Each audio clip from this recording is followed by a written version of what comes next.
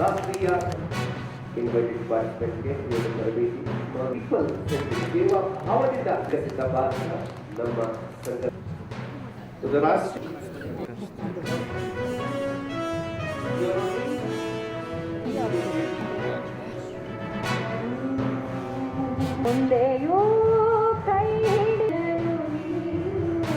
And outside us, it is to help us serve national goals better. Reach the shores of Rameshwaram. Who would cross the ocean and go to Lanka to find Mother Sita?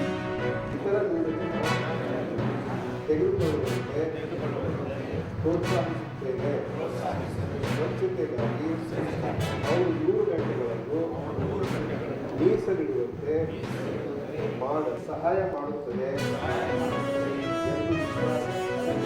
ಎಂದು ವಿಶ್ವಾಸ.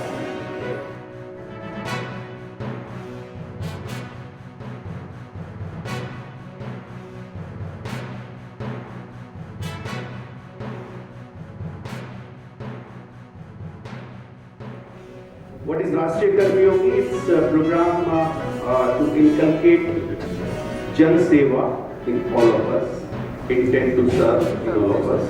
Although it's present, but just to remind you that we all are in the service for Jan Seva to serve the nation.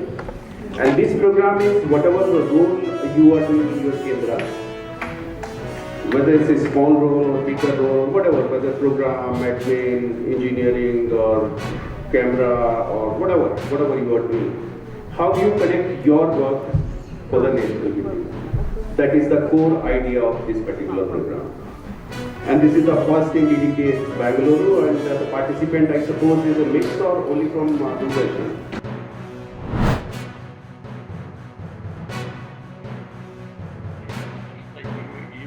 ಬಗ್ಗೆ ಕೂಡ ಜನಕ್ಕೆ ಸ್ವಲ್ಪ ಸಂಶಯ, ರಾಜಕೀಯ ಪಕ್ಷಗಳು ಕೂಡ ಸಂಶಯ ಇದೆ.